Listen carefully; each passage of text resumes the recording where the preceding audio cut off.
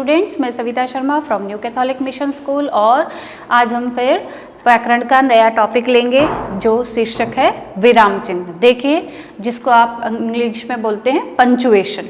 विराम चिन्ह का मतलब क्या है?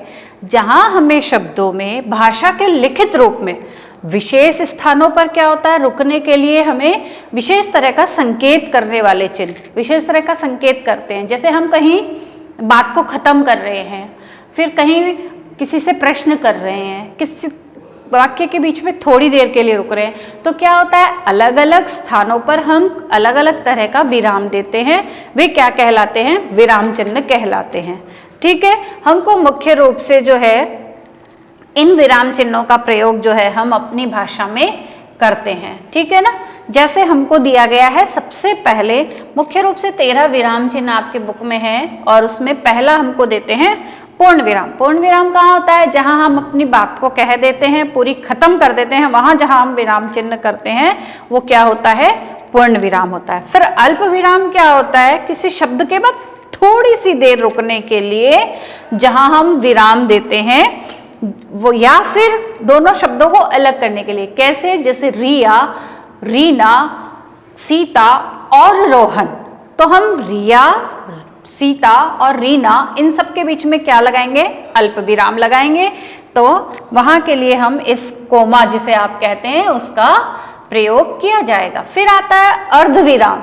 अर्धविराम का मतलब होता है वाक्य में पूर्ण विराम से कुछ कम और अल्प विराम से कुछ अधिक देर रुकने के लिए। देखिए, पूर्ण विराम में थोड़ा ज्यादा हम रुकते हैं, जैसे मैं बाजार गई थी, अब मैंने अपने वाक्य को खत्म कर दिया, तो वहां हम पूर्ण विराम लगाएंगे।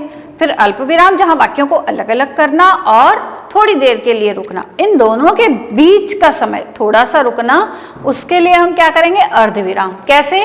जैसे प्रणय तो पढ़ रहा था, मैंने ही उसे बुला लिया, अब हमने एकदम जरा सा स्टॉप लिया, थोड़ी सी देर के लिए हमने रुका। ठीक है। फिर आता है उपविराम। उपविराम में क्या होता है? वाक्य में किसी बात को अलग अलग करके दिखाने के लिए उपविराम का प्रयोग किया जाता है। अलग अलग कैसे करेंगे?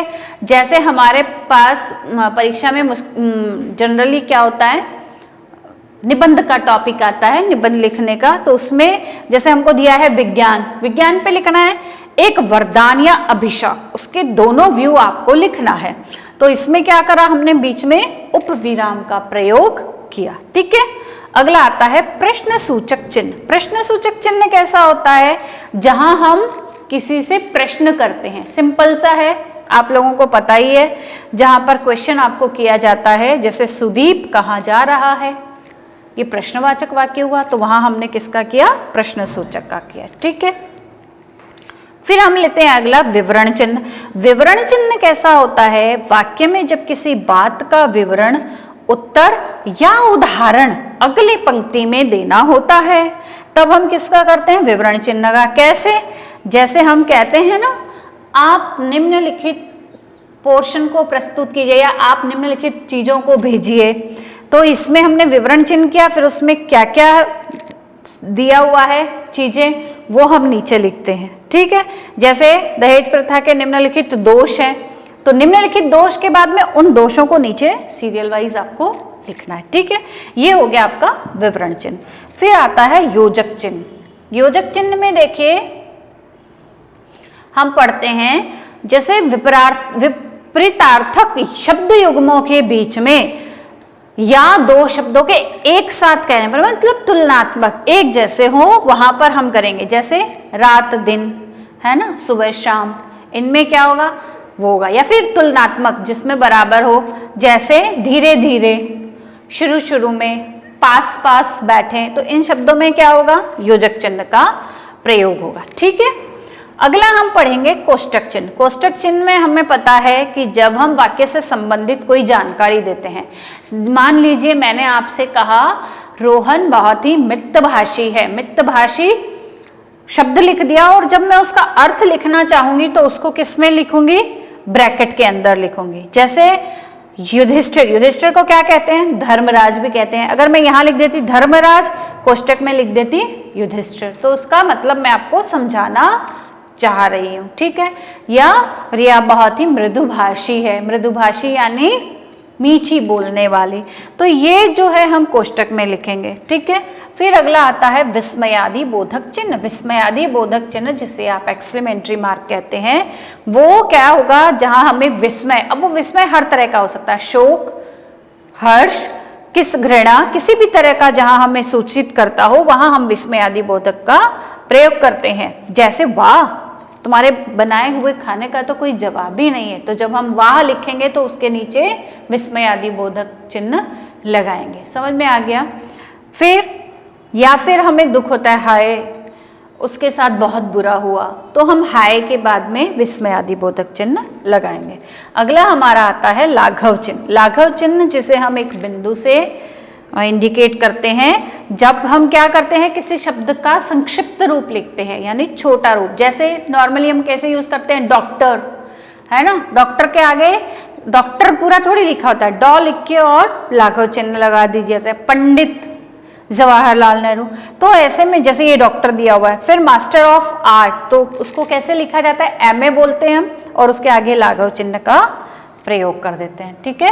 फिर आता है उद्धरण चिन्ह। देखिए उद्धरण चिन्ह में क्या होता है, जब हम किसी विशेष बात को बताने जा रहे हैं, विशेष बात भी दो तरह की होती है। एक तो वो होती है जो हम अपनी तरफ से विशेष बताते हैं, या फिर एक वो बात होती है जो किसी की कही हुई हो और हम उसको एज इट इज लिख रहे हैं, है ना।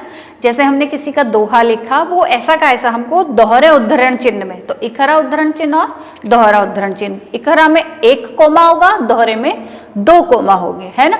तो इखरे में क्या होगा, इखरा उसमें चिन्ह, जैसे रामधारी सिंह दिनकर हिंदी के महाकवि हैं, तो ये दिनकर उनको कहा जाता है, या उनका स्पेशल जो नेम है उसको हमने इखरे में लिखा।